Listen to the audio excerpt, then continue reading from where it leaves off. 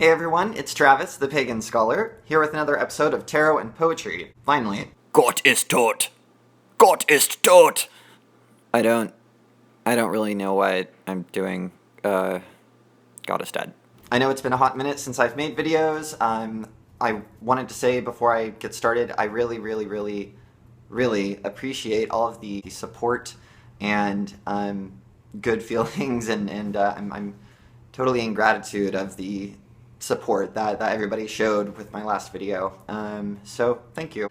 But enough of that mushy emotional stuff. Let's get on to mushy emotional poetry. So, the card for this week is the Hermit, and as Benabel Wynn explains in Holistic Tarot, wisdom is offered. In practical application, the theme of this card is guidance and mentorship.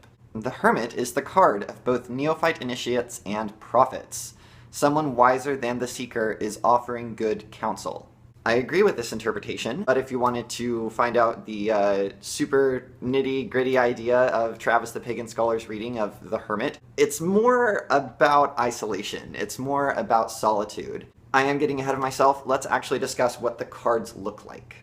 First one is, it's a very plain, simple card. It's very sparse, and it's gray. It shows the man with the staff and a lantern. His cloak is gray, the background is gray, there is no background, and it's just sort of this very simple card. I think that this card really represents and resonates with an ascetic idea of sort of casting off all of these other things that you have in life and really dwelling on thought, on philosophy, on exploring the deeper questions in life. But to obtain that knowledge, it requires removing oneself from the world around them. At least in my book. If you can do that, if you can obtain like gnosis in the city with like all this shit going on around you, kudos. I know I could not do that.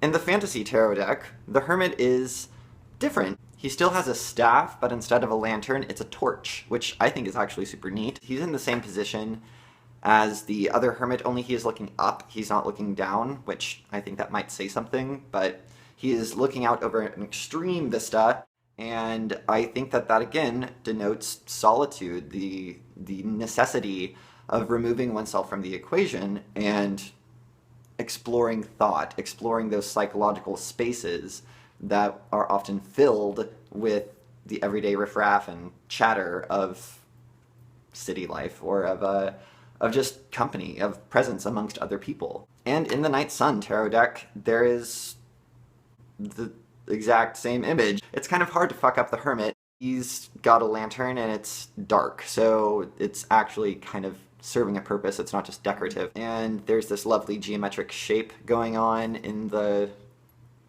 recesses, I don't know, sort of like the light of wisdom. It's interesting to note, it's super dark, but on his staff there is a snake crawling up it, and serpents are often creatures of wisdom, so let's just roll with that. What's interesting about the Night Sun deck is the Hermit, the Hierophant, and in between, like the angel, I guess, of the Lovers, all appear to be the same person, only in various stages of unraveling. The Hierophant is super douchey looking, and he's got this big stuffy hat on, and he's just like, "Rawr, you have to do all this bullshit." Very Hierophant-esque. The Lovers card, he appears to be like the minister marrying the lovers, and he's a little bit nicer, he's not quite so stiff. And in the Hermit, he's just like, fuck it, let's go wild, let's go back to nature, and let's explore the self, and stop worrying about rules, and I don't know.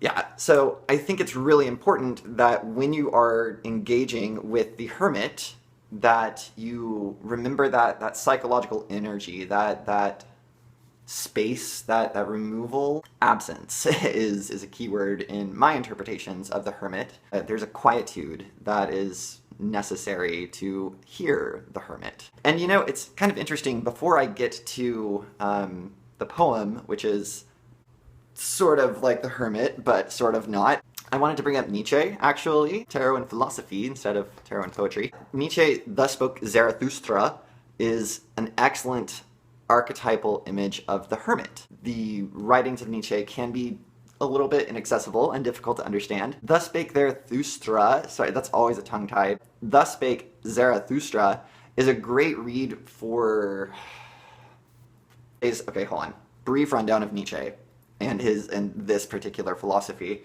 The Overman, the Übermensch, is the idea that humanity strives towards. That's what it shall become. However, people don't want to work, they don't want to struggle, they don't want to wake up, and so they kind of wallow in humanity, in obscurity, in trite chatter, and they don't really want to go exploring, and so that's kind of shitty. But people don't want to become the Übermensch, because there is struggle involved. After you decide to engage with struggle and to own your struggle, there comes this idea of being able to say no, of pushing people away, of being independent and being free.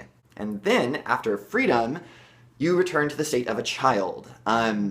You are a new, creative individual who has the ability to withstand struggling, to enjoy suffering. That sounds weird, not quite what he meant, but you are your own person. You are the Übermensch, and you are a child. Neither here nor there.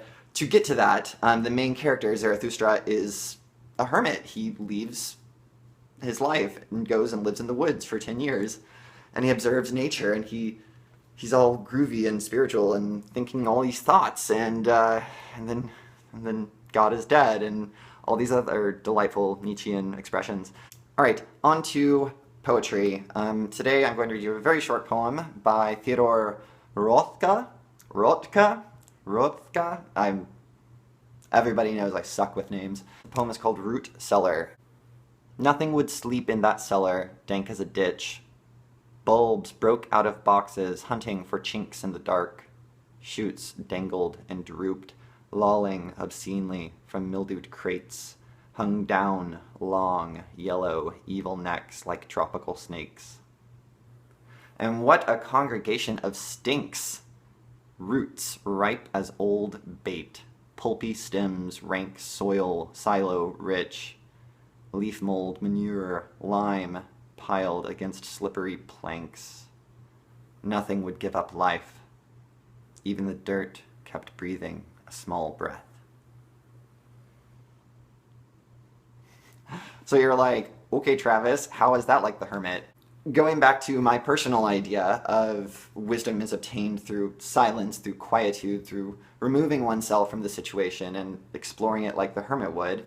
I know I've said this before, but it's kind of what I keep returning to explain this bizarre idea. It's a psychological space, and I feel like that poem, Cellar, embodies that space, if it were an actual space. We're talking a lot about, we're putting a mode, an idea, a way of thinking into a building, and that building, for me, is the cellar in that poem. The hermit would be able to sit in this space and observe, and he would take in all of these things around him, or her, and be able to find that quietude, but to not be oppressed by it, or to be disgruntled, or anxious, or want to escape it. Yeah, it's I don't know if this makes any sense at all, but if it does, please leave a comment below. Otherwise, I don't know, I'll figure out a different poem for this.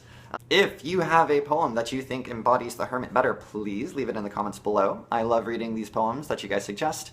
Yeah, and if there is anything else that you want to see a video about, please, I'm always open to suggestions, always open to new ideas. And yeah, that has been today's episode of Tarot and Poetry. Thank you all so much for watching. A like is appreciated, a subscription even more show. And as always, merry meet, merry part, and merry meet again.